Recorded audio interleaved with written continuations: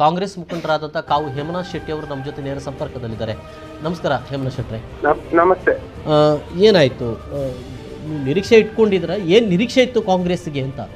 ನಮ್ಮಲ್ಲಿ ನಿರೀಕ್ಷೆ, ನಾವು ಈ ಚುನಾವಣೆ ಪ್ರಾರಂಭದ ದಿನಗಳಲ್ಲಿ ನಮ್ಮ ಕಳೆದ ಬಾರಿ ಆಡಳಿತ ನಡೆಸಿದ ಕಾಂಗ್ರೆಸ್ಸಿನ ಸಿಟ್ಟಿಂಗ್ ಸದಸ್ಯರು ಮತ್ತು ಅಧ್ಯಕ್ಷರು ಸಹಿತ ಯಾರಿಗೂ ಅವಕಾಶ ಕೊಡದೆ ನಮ್ಮ ಮಾಜಿ ಶಾಸಕಿಯವರು 31B ಫಾರ್ಮ್ ಅನ್ನು ತಂದು ಬೇಕಾಬಿಟ್ಟಿ ಯಾರ್ಯಾರಿಗೆ ಕೊಟ್ರು. ಆಗ್ಲೇ ನಾವು ಆಕ್ಷೇಪ ಮಾಡಿದ್ದೆವು. ನಾನು ಕಳೆದ 13ರಲ್ಲಿ ನಡೆದ ಚುನಾವಣೆಯಲ್ಲಿ ನಾನು ಅಧ್ಯಕ್ಷನಾಗಿದ್ದೆ. ಆಗ ರಾಜ್ಯದಲ್ಲಿ ಬಿಜೆಪಿ ಸರ್ಕಾರ ಇತ್ತು. ನಂತರ ಆಗ ಶಾಸಕರು ಪುತ್ತೂರಿನವರು ಬಿಜೆಪಿ ಅವರು ಇದ್ರು. ಆ ಚುನಾವಣೆಯಲ್ಲಿ ನಾನು 27 ಸ್ಥಾನಗಳಲ್ಲಿ 15 ಸ್ಥಾನಗಳನ್ನು ತಂದು ಬಹುಮತ ತಂದಿದ್ದೆ ಪುತ್ತೂರು ನಗರ ಪುರಸಭೆಯಲ್ಲಿ. ಆದ್ರೆ ಈ ವರ್ಷ ಅದರ ನಂತರ ನಮ್ಮ ಆಗ ಶಾಸಕಿಯಾದವರು ನಮ್ಮ ಅಧಿಕಾರದಲ್ಲಿ ಅನೇಕ ಕಡೆ ಹಸ್ತಕ್ಷೇಪ ಮಾಡಿ ಗೊಂದಲ ಸೃಷ್ಟಿ ಮಾಡಿ ಅನೇಕ ತೊಂದರೆಗಳನ್ನು ನಮ್ಮ ಪಕ್ಷದ ಒಳಗೆ ನಮ್ಗೆ ತೊಂದರೆ ಕೊಡ್ತಾ ಇದ್ರು. ಇದೀಗ ನಡೆದ ಚುನಾವಣೆಯಲ್ಲಿ ಸಹ ನಾವು ನಮ್ಮ ನಾಯಕರಿಗೆ ಹೇಳಿದ್ದೆವು, ನಮಗೆ ನಮ್ಮ ಸಿಟ್ಟಿಂಗ್ ಸದಸ್ಯರಿಗೆ ಪ್ರಮುಖವಾಗಿ ಒಂದು 15 ಸ್ಥಾನಗಳಲ್ಲಿ ನಮಗೆ ಅವಕಾಶ ಮಾಡಿಕೊಡಿ, ನಾವು ಗೆಲ್ಲಿಸಿ ಕೊಡುವಂತ ಸಾಮರ್ಥ್ಯರಿದ್ದಾರೆ, ಗೆಲ್ಲುವಂತವರಿದ್ದಾರೆ, ತುಂಬಾ ಅಭಿವೃದ್ಧಿ ಕೆಲಸ ಕಾರ್ಯಗಳೆಲ್ಲ ಆಗಿದೆ ಹೇಳಿ ನಾವು ಬೇಡಿಕೊಂಡೆವು. ನಮಗೆ ಪಕ್ಷ ಮತ್ತು ನಮ್ಮ ನಾಯಕರುಗಳು ಅಲ್ಲಿ ಇಲ್ಲ, ಅದು ಮಾಜಿ ಶಾಸಕಿಯವರ ನೇತೃತ್ವ ವಹಿಸಲಿ, 31 ಸ್ಥಾನಗಳನ್ನು ಅವರ ಕೈಯಲ್ಲಿ ಕೊಟ್ರು.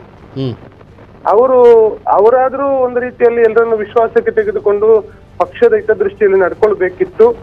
ಅವರು ನಡ್ಕೊಳ್ಳದೆ ಒಂದು ರೀತಿಯ ಏಕಪಕ್ಷೀಯವಾಗಿ ನಮ್ಮನ್ನೆಲ್ಲ ನಮ್ಮ ಇಂದಿನ ಆಡಳಿತ ನಡೆಸಿದಂತ ಕಾಂಗ್ರೆಸ್ಸಿನ ನಗರಸಭಾ ಅಧ್ಯಕ್ಷರು ಜಯಂತಿ ಬಲ್ನಾಡು, ಹಿರಿಯ ಸದಸ್ಯರು ಮಹಮ್ಮದ್ ಅಲಿ, ಸ್ವರ್ಣಲತಾ ಹೆಗಡೆ, ಅನ್ವರ್ ಕಾಸಿಂ ಮುಂತಾದ ಪ್ರಮುಖ 8-9 ಜನರನ್ನು ಸಂಪೂರ್ಣವಾಗಿ ಹೊರಗಿಟ್ಟು ಇವರು ಯಾರ್ಯಾರಿಗೆ ಕೆಲವು ಕಡೆಗಳಲ್ಲಿ ಅಭ್ಯರ್ಥಿಗಳೇ ಇರಲಿಲ್ಲ, ಕೊನೆಯ ಗಳಿಗೆಯಲ್ಲಿ ಯಾರನ್ನೋ ತಂದು ನಿಲ್ಲಿಸಿ ಒಂದು ರೀತಿಯ ಪಕ್ಷದ ಒಳಗೆ ಹಾಗೆ ಸಾಧಿಸುವ ಕೆಲಸವನ್ನು ಅವರು ಮಾಡಿದ ಕಾರಣ ಇವತ್ತು ಈ ಫಲಿತಾಂಶ ಬಂದಿದೆ. ಅಲ್ಲಿ ಈಗ ನಮಗೆ ಬಹಳಷ್ಟು ಒಂದು ಆರೋಪ ಇತ್ತು ಸರ್, ಅಲ್ಲಿ ಬಿಜೆಪಿಯವರಿಗೆ ಕಾಂಗ್ರೆಸ್ ಸೀಟು ಕೊಟ್ಟಿದೆ ಅಂತ.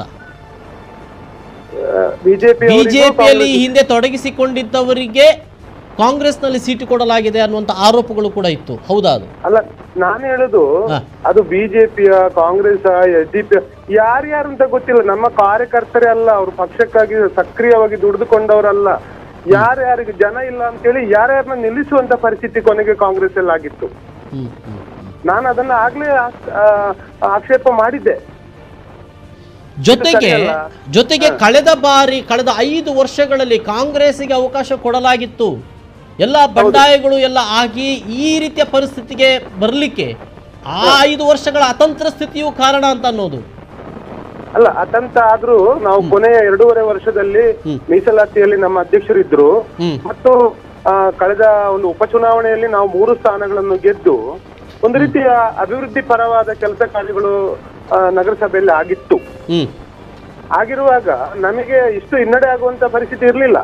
ಒಂದು ವೇಳೆ ಪಕ್ಷದಲ್ಲಿ ಸಮಾನವಾಗಿ ನಾವು ಜೊತೆಯಾಗಿ ಒಟ್ಟಿಗೆ ಆಗಿ ಎರಡೂ ಕಡೆಗೂ ಎಲ್ರಿಗೂ ಅವಕಾಶಗಳನ್ನು ಕೊಟ್ಟು ಚುನಾವಣೆ ಎದುರಿಸ್ತಾ ಇದ್ರೆ ಇವತ್ತು ಖಂಡಿತವಾಗಿ ಪ್ರಬಲವಾದ ಪೈಪೋಟಿ ಮತ್ತು ಅಥವಾ ಬಹುಮತ ನಮಿಗೂ ಬರ್ಲಿಕ್ಕೂ ಸಾಧ್ಯತೆಗಳಿತ್ತು.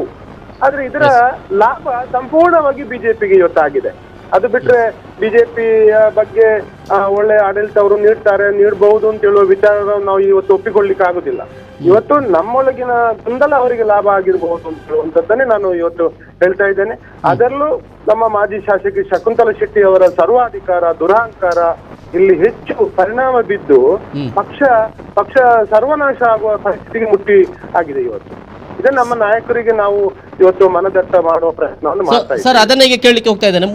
ಮುಂದೆ ಏನು ಈಗ ಪ್ರತಿಪಕ್ಷವಾಗಿ ಅಲ್ಲಿ ಕಾಂಗ್ರೆಸ್ ಇರ್ತದೆ, ಜೊತೆಗೆ ಮುಂದೆ ನೀವು ಆ ಪರಿಸ್ಥಿತಿಯನ್ನ ತಿಳಿಗೊಳಿಸುವ ರೀತಿಯಲ್ಲಿ ಸರಿಪಡಿಸುವ ರೀತಿಯಲ್ಲಿ ಯಾವ ರೀತಿಯ ಇದನ್ನು ಮಾಡ್ತೀರಿ ಅಂತ ನಾವು ನಮ್ಮ ಕಾಂಗ್ರೆಸ್ ಕಾರ್ಯಕರ್ತರನ್ನ ಎಲ್ಲರನ್ನು ವಿಶ್ವಾಸಕ್ಕೆ ತೆಗೆದುಕೊಂಡು ಹೋಗಿ ನಾವು ಸಮರ್ಥವಾಗಿ ವಿರೋಧ ಪಕ್ಷವಾಗಿ ಇರುವುದರ ಜೊತೆಗೆ ಕಾಂಗ್ರೆಸ್ ಪಕ್ಷವನ್ನು ಕಟ್ಟುವ ಕೆಲಸವನ್ನು ನಾವು ಮಾಡ್ತೇವೆ. ಕಾಂಗ್ರೆಸ್ ನಮಗೆ ನಾವು ಕಟ್ಟಬೇಕಾಗಿದೆ. ಕಾಂಗ್ರೆಸ್ ಅಲ್ಲಿ ಏನು ಹಿನ್ನಡೆ ಇಲ್ಲ.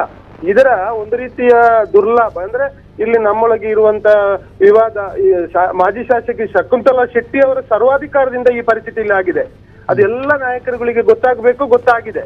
ಇವತ್ತು ಅವರಲ್ಲಿ ಒಂದು ವೇಳೆ ಒಂದೇ ಕಡೆ ಬಿ ಫಾರ್ಮ್ ಅವರು ಕೊಟ್ಟಿದ್ರೆ ಅವರು ಬೇಕಾಬಿಟ್ಟು ಯಾರ್ಯಾರಿಗೆ ಸೀಟ್ ಕೊಡಬಾರ್ದಿತ್ತು, ಅವರು ಸಹ ಗೆಲ್ಲುವ ಅಭ್ಯರ್ಥಿಗಳನ್ನು ನೋಡಿ ಕೊಡ್ಬೇಕಿತ್ತು. ಹಾಗಿದ್ರೆ ಈ ಪರಿಸ್ಥಿತಿ ಇವತ್ತು ಬರ್ತಾ ಇರ್ಲಿಲ್ಲ. ನಮಗೆ ನೋವಾಗ್ತಾ ಇದೆ. ಪಕ್ಷ ಒಂದು ಕಡೆ ಒಮ್ಮೆ ಸೋತ್ರೆ ಪುನಃ ಅದನ್ನು ಸಂಘಟಿಸಬೇಕಿದ್ರೆ ಬಹಳಷ್ಟು ಕಷ್ಟ ಇದೆ.